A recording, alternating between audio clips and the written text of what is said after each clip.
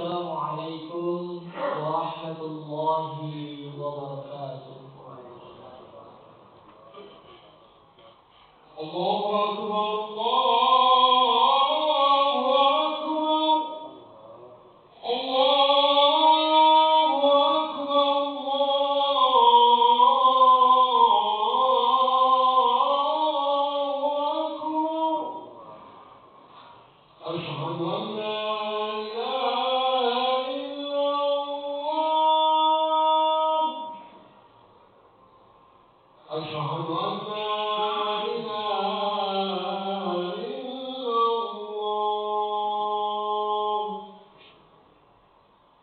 أشهد أن محمدا رسول الله.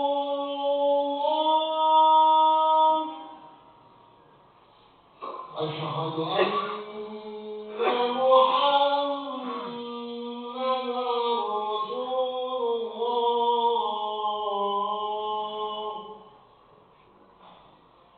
حي على الصلاة،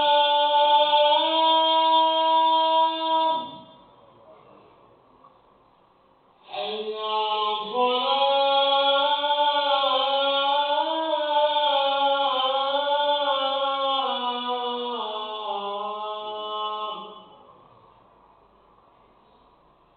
حي على الفلاح،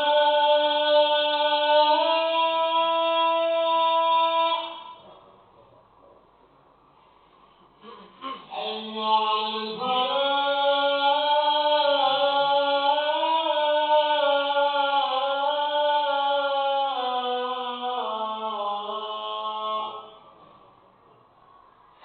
الله أكبر، الله أكبر.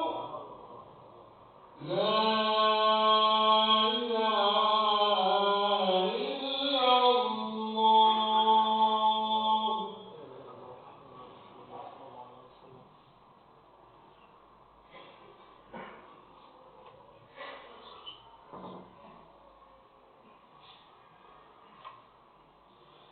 الحمد لله، الحمد لله الذي أنزل السكينة في قلوب المؤمنين ليزدادوا إيمانا مع إيمانهم. أشهد أن لا إله إلا الله الملك الحق المبين، وأشهد أن محمدا عبده ورسوله الصادق الوعد الأمين. اللهم صل وسلم وبارك على سيدنا ونبينا ومولانا محمد وعلى آله وصحبه أجمعين. أما بعد، فيا عباد الله، أوصي نفسي وإياكم بتقوى الله، فقد فاز المتقون. وقال الله تعالى في القرآن الكريم: أعوذ بالله من الشيطان الرجيم، بسم الله الرحمن الرحيم.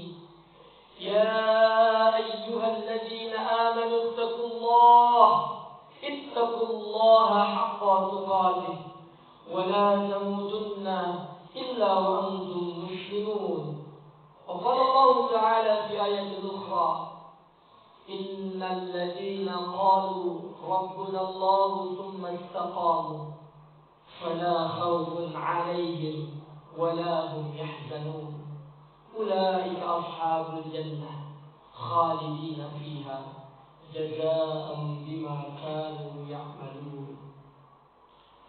صدق الله العظيم وصدق رسوله النبي الحبيب الكريم، ونحن على ذلك من الشاهدين والشاكرين، والحمد لله رب العالمين.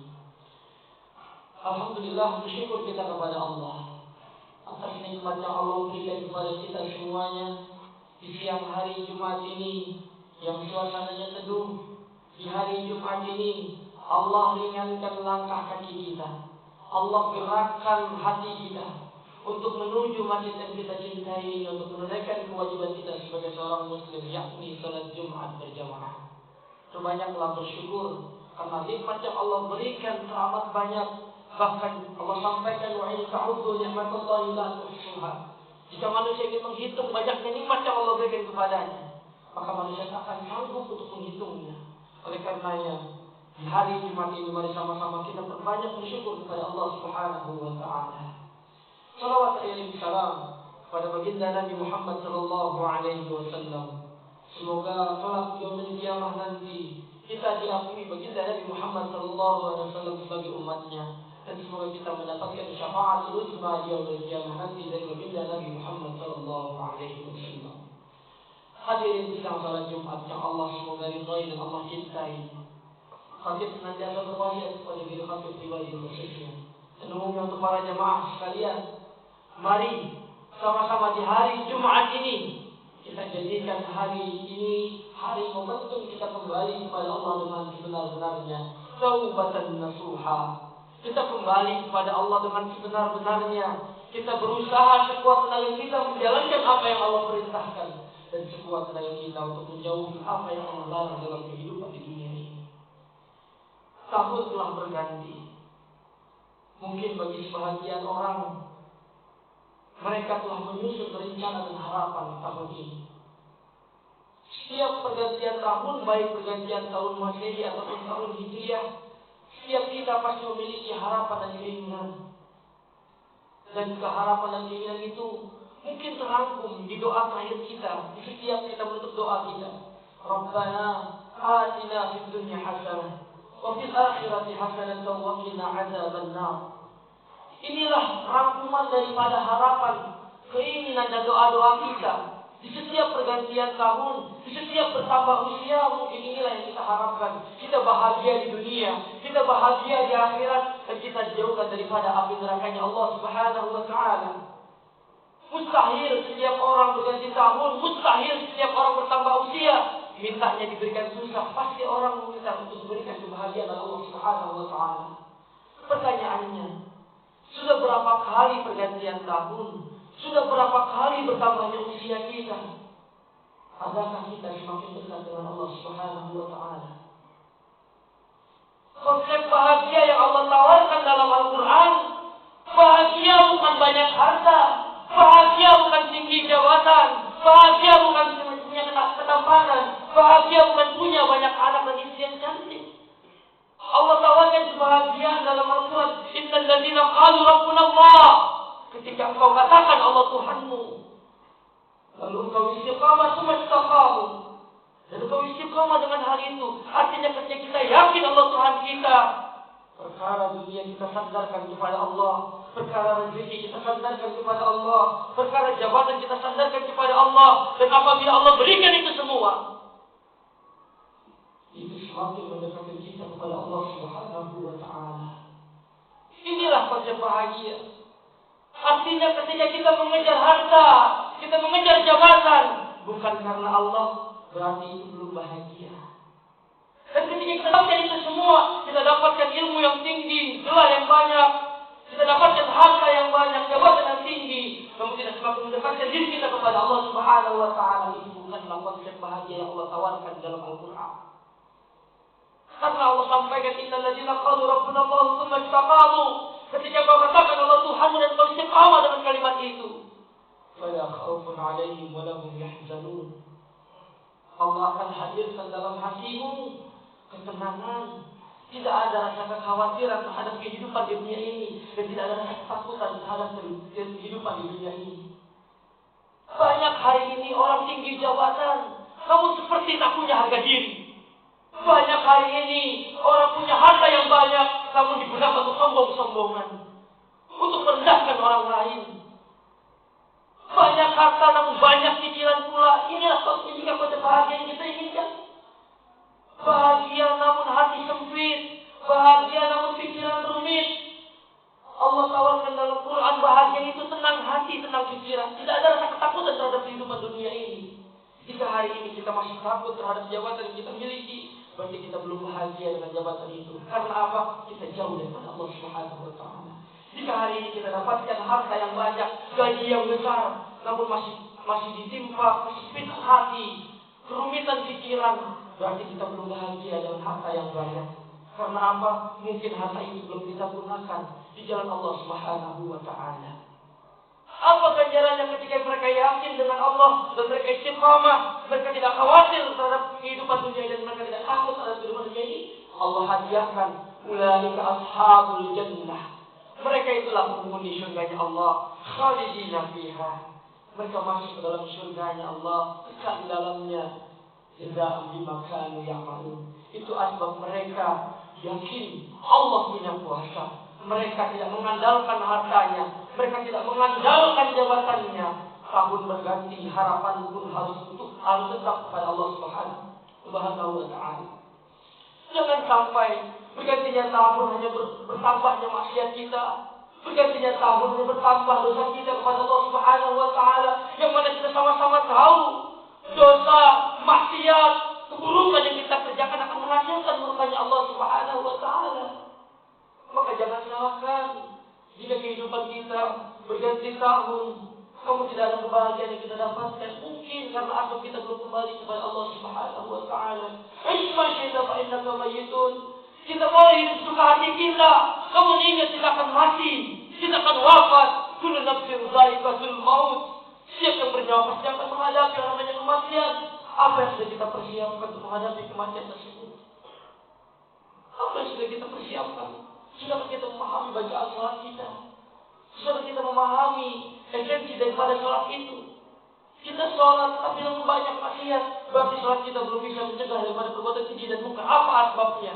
Ternyata perintah inna salata tanha 'anil fahsyi wal munkar di awal dalam kalimat utlu ma uhiya ilaika minal kitab. Bacalah terlebih dahulu Al-Quran, pelajari terlebih dahulu Al-Quran, dekati dulu Al-Quran, dirikanlah sholat. Namun bukan berarti ketika kita belum bisa baca Al-Quran kita tidak sholat. Bukan berarti seperti demikian. Sholatlah, terus belajar Al-Quran. Sholatlah, terus tadabburi Al-Quran. Sholatlah, terus pelajari Al-Quran. Sehingga sholat kita bisa semakin mendekatkan diri kita kepada Allah. Al-Quranlah sumber kebahagiaan. Terkadang kita mencari kebahagiaan jauh-jauh, padahal Al-Quran ada di depan mata kita. Kebahagiaan ada di depan mata kita. Terkadang kita mencari kebahagiaan di luar rumah, padahal kebahagiaan ada di dalam rumah, bahkan di depan mata kita, di samping kehidupan kita, yaitu Al-Quranul Karim. Wahai adinda, anak-anak muda yang hari ini masih sekolah, tempuhlah pendidikan setinggi-tingginya, pelajarilah banyak ilmu, jangan terlalu terlena dalam usia muda. Kita tidak pernah tahu kapan kematian menghampiri kita.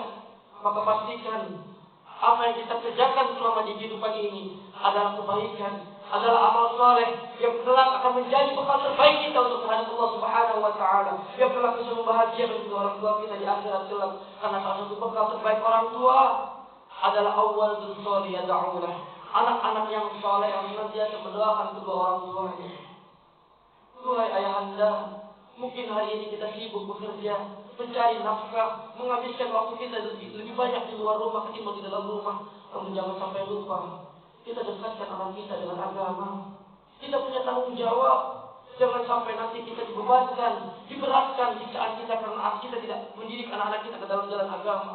Ya ayyuhalladzina amanu qu anfusakum wa ahlikum nara. Jagalah diri kita ayahanda, dan jagalah anak-anak keturunan kita dan istri kita daripada api neraka Allah Subhanahu wa ta'ala. Jangan sampai kita punya istri kita jaga, jangan sampai kita punya anak lebih banyak bermaksiat ketimbang banyak melakukan ibadah salat. Jangan sampai hal ini terjadi. Pergantian tahun harus banyak revolusi, harus banyak perubahan yang kita lakukan. Perubahan menuju kebaikan, sehingga Allah lebih cinta kepada kita. Ketika cintanya Allah hadir untuk kita, maka tak perlu kita mengangkat tangan pun sekalipun, karena kita sibuk untuk mengingat Allah. Allah akan kabulkan permohonan kita. Allah tahu apa yang kita butuhkan. Innallaha 'alimun bidzatis sudur. Allah tahu apa yang ada di hati manusia. Allah tahu apa yang kita butuhkan. Kita berdoa supaya Allah melihat ikhtiar kita. Kita berusaha supaya Allah melihat ikhtiar kita untuk meraih cintanya Allah. Maka jadikanlah pekerjaan hari ini, aktivitas hari ini untuk mendekat dengan Allah Subhanahu wa ta'ala. Harapannya agar apa? Agar kita bisa kembali kepada Allah dalam keadaan husnul khatimah. Harapannya apa? Agar kalau kita bisa masuk ke dalam surganya Allah Subhanahu wa ta'ala bersama keluarga kita. Harapannya apa? Sebagaimana doa kita di setiap tutup doa kita, Rabbana atina fid dunya hasanah wa fil akhirati hasanah wa qina adzabannar. Apa yang kita minta dihidupkan di dunia ini dalam keadaan bahagia, mendapatkan kebaikan di dunia dan mendapatkan kebahagiaan di akhirat dan kebaikan di akhirat. Bahkan harapan kita tak tanggung-tanggung, kita meminta dijauhkan daripada api nerakanya Allah Subhanahu wa ta'ala. Semoga doa ini Allah kabulkan. Semoga doa ini Allah ijabah. Dan semoga selama kita hidup di dunia ini Allah hadirkan kebahagiaan dalam hati kita. Dan semoga kelak dibangkitkan dengan Allah Subhanahu wa taala bersama para syuhada, wassalihin, wasiddiqin dan para nabi. Dan semoga kita berada di belakang barisan baginda Nabi Muhammad sallallahu alaihi wasallam dan semoga kita dijauhkan daripada siksa api neraka Allah Subhanahu wa taala. Barakallahu li wa lakum fil Qur'anil azim wa nafa'ani wa iyyakum bima fihi min al-ayati wa dhikril hakim. Fataqabbal minni wa minkum tilawatahu innahu huwal ghafurur rahim. Allahumma barik ala sayyidina wa nabiyyina wa maulana Muhammad wa ala alihi wa sahbihi ajma'in walhamdulillahi rabbil alamin.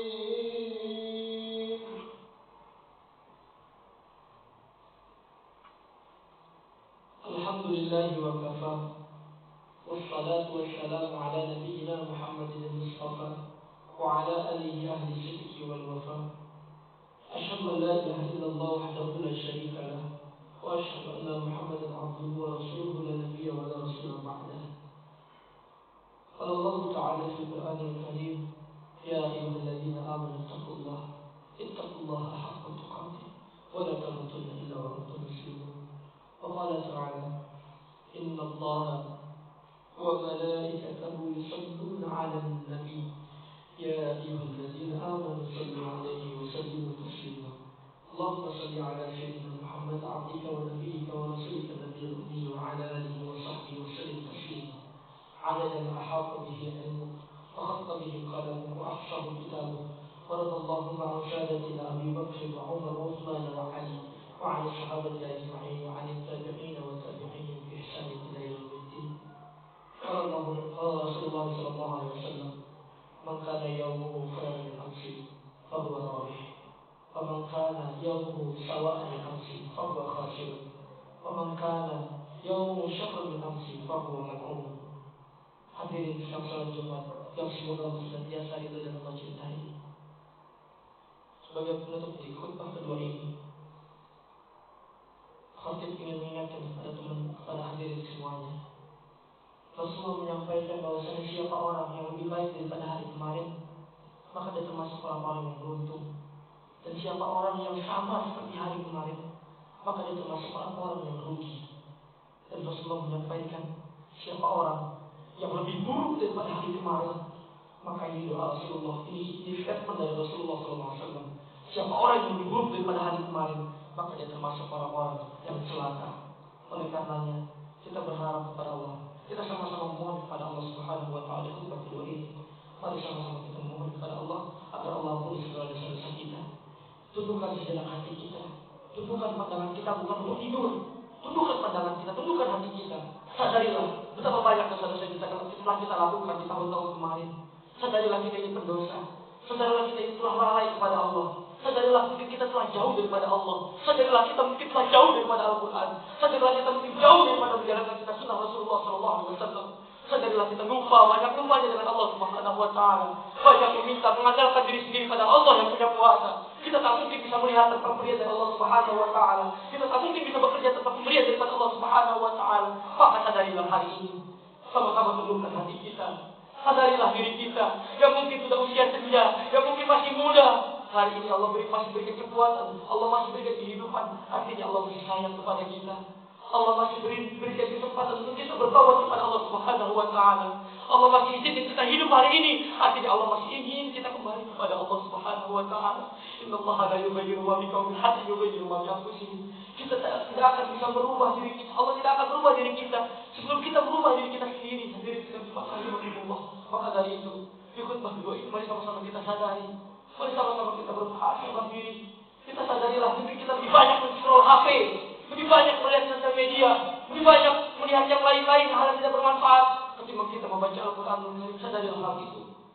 Mari sama-sama dijadikanlah tahun baru ini, jadikanlah tahun 2024 ini tahun perubahan kita kembali kepada Allah Subhanahu wa taala. Jika bukan hikmah yang mulia ini merubah diri kita, apakah mungkin harus kematian yang merubah kita? Sayangnya ketika kematian tidak sampai di pelupuk mata, kita tak akan bisa kembali kepada Allah Subhanahu wa taala. Karena taubat hanya diterima sebelum nafas tenggorokan. Oleh karenanya sadarilah, sebelum nafas tenggorokan, mari sama-sama kita bertobat kepada Allah. Kita memohon kepada Allah. Kita memohon ampun kepada Allah. Mungkin orang tua banyak kita lupakan. Kita lupa mendoakan orang tua. Kita lebih banyak mengupload status di sosial media, namun lupa mendoakan orang tua kita di setiap sujud terakhir kita, di setiap doa-doa kita. Sadarilah anak muda, orang tua butuh doa kalian. Sadarilah, kita ini akan mati, kita ini akan wafat. Apa yang sudah kita persiapkan untuk menghadapi itu semuanya? Jangan sampai pergantian tahun melalaikan kita kepada mengingat Allah Subhanahu wa taala. Mari sama-sama kita tundukkan kepala kita tundukkan hati kita resapi setiap dosa-dosa kita sadarilah hal itu dan kita memohon ampun kepada Allah Subhanahu wa taala. A'udzu billahi minasyaitonir rajim. Bismillahirrahmanirrahim. Alhamdulillahirabbil alamin. Allahumma ighfir lil mu'minina wal mu'minat. Allahumma ighfir lil muslimina wal muslimat. الأحياء منهم والأموات برحمتك يا أرحم الراحمين. اللهم اغفر لنا ذنوبنا يا غفار. اللهم اغفر لنا ذنوبنا يا غفار. اغفر ذنوبنا ولوالدينا وارحمهم كما ربونا صغارا. ربنا ظلمنا أنفسنا يا غفار. ربنا ظلمنا أنفسنا وإن لم تغفر لنا وترحمنا لنكونن من الخاسرين. لا إله إلا أنت سبحانك إنا كنا من الظالمين. لا إله إلا أنت سبحانك إنا كنا من الظالمين. لا إله إلا أنت سبحانك إنا كنا من الظالمين. اللهم ارحم لأمة سيدنا محمد. اللهم اغفر لأمة سيدنا محمد. اللهم استر لأمة سيدنا محمد.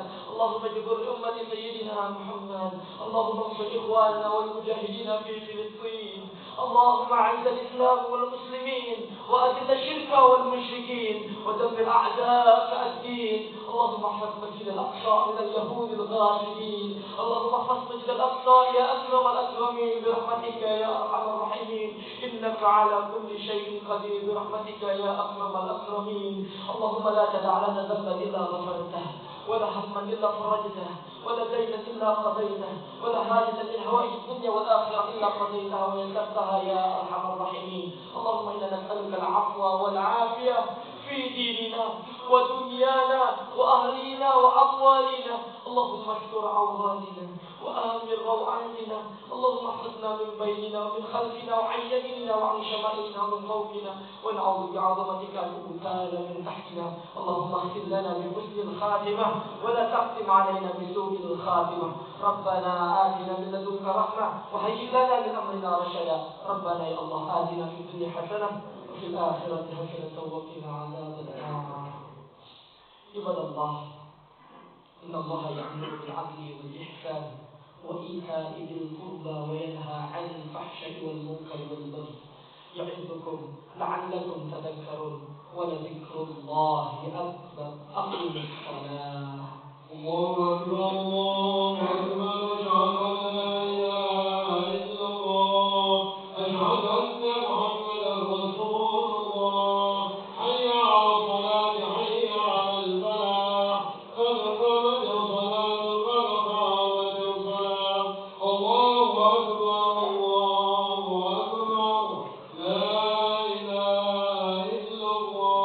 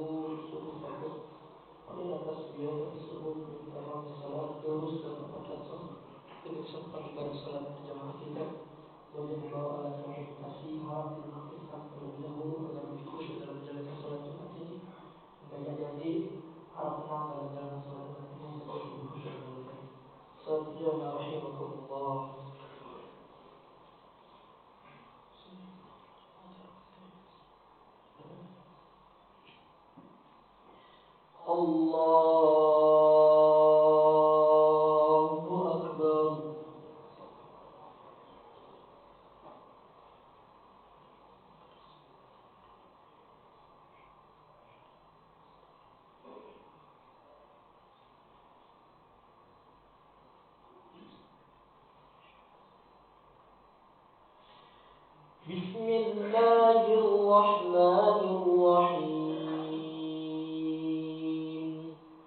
الحمد لله رب العالمين الرحمن الرحيم مالك يوم الدين إياك نعبد وإياك نستعين اهدنا الصراط المستقيم صراط الذين أنعمت عليهم غير المغضوب عليهم ولا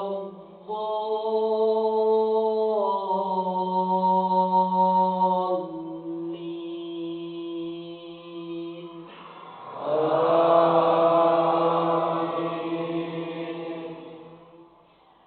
بسم الله الرحمن الرحيم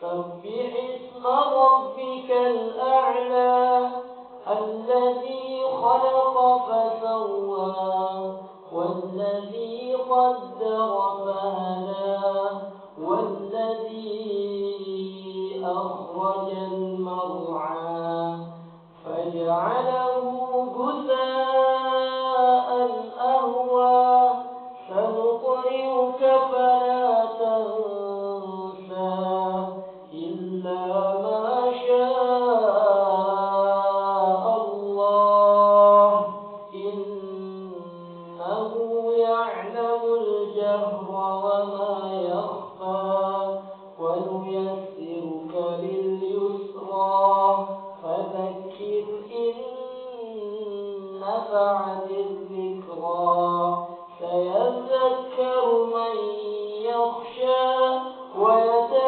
ويتجنبها الأشقى الذي يصلى النار الكبرى ثم لا يموت فيها ولا يحيا قد أفلح من تزكى وذكر اسم ربه فصلى بل تؤثرون الحياة الدنيا والآخرة خير وأبقى إن هذا لفي الصحف الأولى صحف إبراهيم وموسى الله أكبر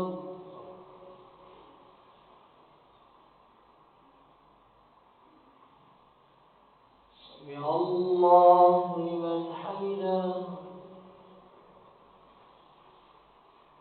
الله أكبر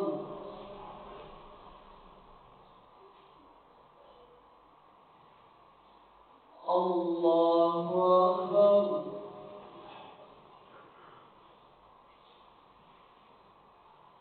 الله أكبر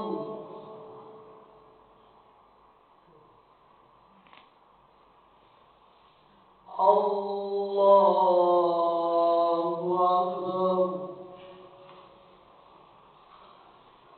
بسم الله الرحمن الرحيم الحمد لله رب العالمين الرحمن الرحيم مالك يوم الدين إياك نعبد وإياك نستعين اهدنا الصراط المستقيم صراط الذين أنعمت عليهم غير المغضوب عليهم ولا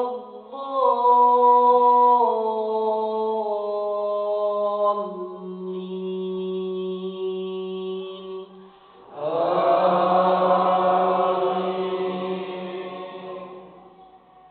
بسم الله الرحمن الرحيم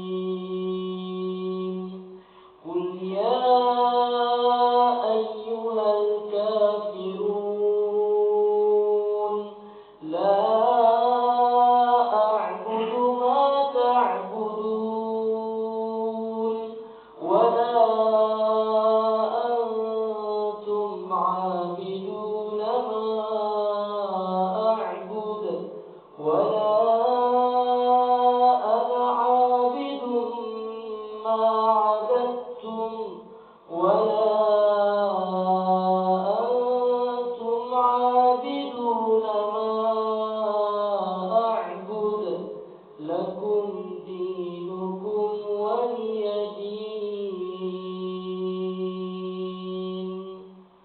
الله أكبر.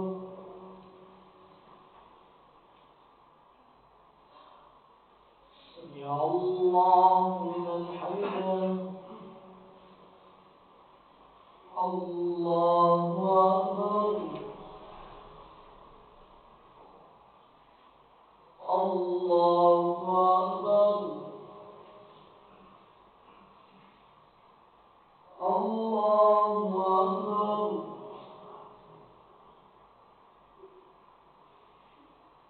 الله أكبر.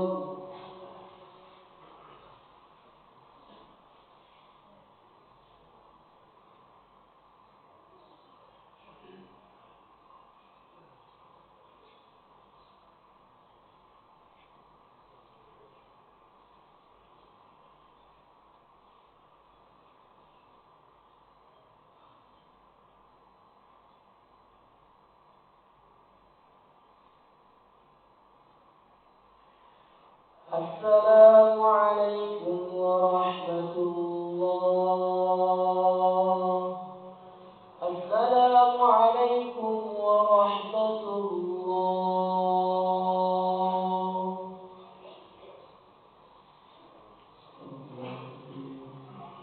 الذي لا إله إلا هو